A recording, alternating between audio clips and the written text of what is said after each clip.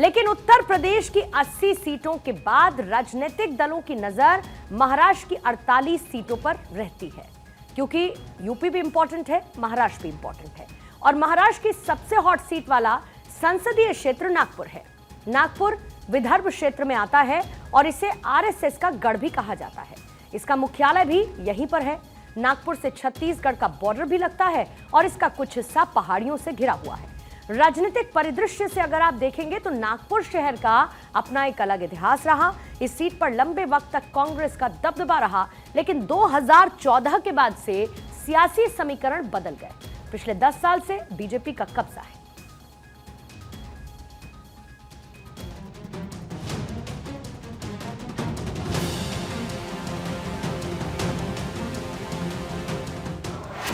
नागपुर में गडकरी खिलाएंगे कमल या कांग्रेस को मिलेगा गढ़?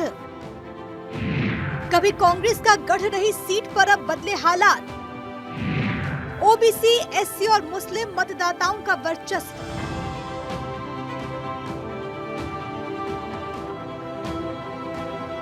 देश में लोकसभा चुनाव का मंच सज चुका है। कोई अकेले दम भर रहा है तो कोई गठबंधन के जरिए सरकार बनाने की कोशिशों में है।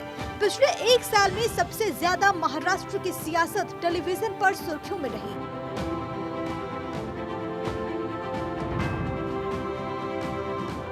अब चुनाव नजदीक है तो कई लोकसभा सीटों पर चुनावी माहौल भी बन गया है। महाराष्ट्र की इन्हीं सीटों में एक सबसे हॉट सीट है नागपुर की। ये संसदीय सीट कई मायनों में महत्वपूर्ण है। राष्ट्रीय स्वयंसेवक संघ का मुख्यालय यहाँ है और बीजेपी के वरिष्ठ नेता केंद्रीय राजमार्ग मंत्री नितिन गडकरी जीत की हैट्रिक बनाने की तैयारी कर रहे हैं। तीसरे लोकसभा सीट पर जातीय समीकरण भी हावी है, लेकिन जातीय समीकरणों पर गडकरी की छवि कहीं ज्यादा भारी पड़ रही है। उन्हें लोग एक ऐसे मंत्री, सांसद और नेता के रूप में देखते हैं जिन्होंने शानदार सड़कें बनाकर न सिर्फ नागपुर बल्कि सूबे और देश का भी विकास किया। ये सीट कभी कांग्रेस का गढ़ हुआ करती थी, लेकिन 10 सालों में सीट पर बीजेपी का कब्जा है। इस बार बीजेपी के विकास पुरुष नितिन गडकरी इस सीट से हैट्रिक लगाने की तैयारी में है। नागपुर लोकसभा सीट पर 1952 से 2019 तक 12 बार कांग्रेस के सांसद रहे। वहीं एक बार निर्दलीय, एक बार ऑल इंडिया फॉरवर्ड ब्लॉक और 3 बार बीजेपी के सांसद रहे हैं। 1998 से 2014 तक यहां से कांग्रेस के विलास मुख्तेमवार सांसद थे, लेकिन साल 2014 के लोकसभा चुनावों में बीजेपी के नितिन गडकरी ने उन्हें मात देकर सीट हथिया ली।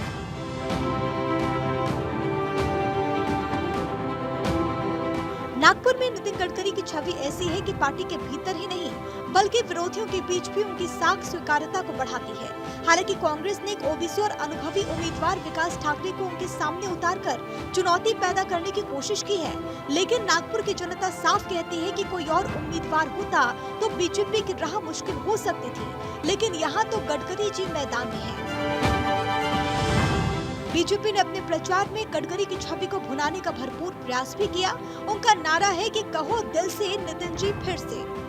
नागपुर सीट पर वैसे तो 26 प्रत्याशी चुनावी मैदान में हैं, जिनमें ज्यादातर निर्दलीय और छोटे दल के नुमाइंदे हैं। हालांकि यहाँ बीजेपी कांग्रेस के बाद तीसरे नंबर की पार्टी बसपा भी मैदान में है। बसपा ने योगेश पातीराम को प्रत्याशी बनाया। पिछले कई चुनावों में बसपा यहाँ तीसरे नंबर पर उभर कर आई, पर उसके वोट घट रहे हैं।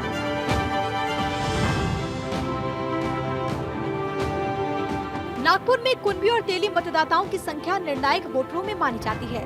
मुस्लिम मतदाताओं का वर्चस्व भी इस सीट पर तगड़ा है।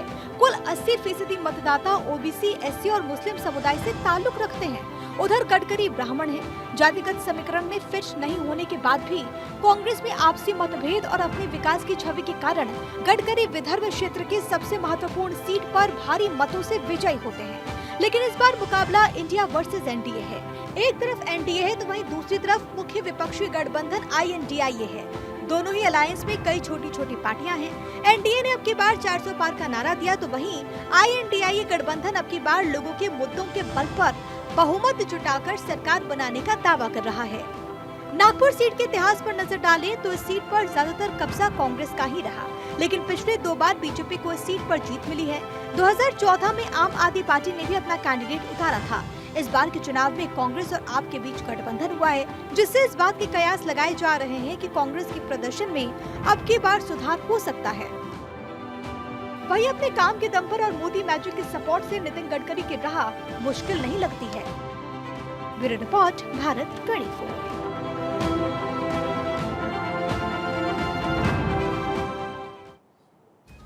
नागपुर सीट पर वैसे तो 26 प्रत्याशी मैदान में हैं, जिसमें ज्यादातर निर्दलीय और छोटे दलों के नुमाइंदे हैं। हालांकि यहां पर बीजेपी कांग्रेस के बाद तीसरे नंबर की पार्टी बसपा है। बीएसपी ने योगेश पातीराम को प्रत्याशी बनाया है और पिछले कई चुनावों में बीएसपी यहां तीसरे नंबर पर उभर कर आई, पर उसके वोट घटते हुए नजर आ रहे हैं। बीजेपी की तरफ से नितिन गडकरी और कांग्रेस की तरफ से विकास ठाकरे नागपुर के रण में हैं। इधर नागपुर लोकसभा सीट 1951 में अस्तित्व में आई और यहां से अनुसुईया बाई सबसे पहले 1952 में सांसद बनी। उन्होंने साल 1956 में भी चुनाव जीता और इसके बाद साल 1962 में माधव श्रीहरि अड़े यहां से निर्दलीय चुनाव जीतकर लोकसभा पहुंचे। साल 1967 में नरेंद्र देवघरे कांग्रेस को वापस सीट दिलाने में कामयाब रहे और साल 1971 में all India forward block party के जाम्बुवंत धोटे यहां से चुनाव जीतने में कामयाब रहे। साल 1977 में जाम्बुवंत धोटे को कांग्रेस के गेव मंचरसा अवरी ने चुनाव हरा दिया था और इसके बाद जाम्बुवंत धोटे कांग्रेस आई से जुड़ गए थे। इसका फायदा उन्हें 1980 के चुनाव में भी मिला था। वो जीते और लोकसभा पहुंचे। बनवारी लाल पुरोहित ने कांग्रेस को 1984 और 1989 के लोकसभा चुनाव में जीत दिलाई। यहां से लगातार 2 बार वो चुनाव जीते और इसके बाद जब बीजेपी ने राम मंदिर बनाने का मुद्दा छेड़ा तो बनवारी लाल कांग्रेस छोड़कर बीजेपी में आ गए। उनकी जगह कांग्रेस ने दत्ता मेघे को टिकट दे दिया। दत्ता मेघे के हाथों बनवारी लाल पुरोहित की हार हुई। हालांकि साल 1996 में बनवारी लाल पुरोहित ने दोबारा से बीजेपी के टिकट पर चुनाव लड़ा और जीतने में कामयाब रहे। कांग्रेस के वरिष्ठ नेता विलास मुत्तेमवार ऐसे इकलौते नेता हैं जिन्होंने साल 1998, 1999, 2004 और 2009 में कांग्रेस को लगातार जीत दिलाई। हालांकि साल 2014 में मुत्तेमवार को बीजेपी प्रत्याशी नितिन गडकरी के हाथों हार का सामना करना पड़ा है। लेकिन नागपुर का जातीय समीकरण क्या है वो भी समझिए, क्योंकि इसमें 6 विधानसभा क्षेत्र आते हैं, जिसमें 2 पर कांग्रेस तो 4 पर बीजेपी का कब्जा है। नागपुर लोकसभा सीट पर करीब 22 लाख वोटर्स हैं और इस सीट पर एससी एसटी मतदाता निर्णायक स्थिति में हैं।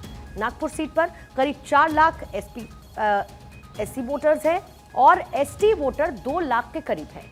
मुसलमान भी यहां पर करीब 2 लाख हैं। नागपुर सीट पर करीब 3.5 लाख मराठी वोटर हैं, जबकि ब्राह्मण वोटर भी करीब 1 लाख यहां पर हैं।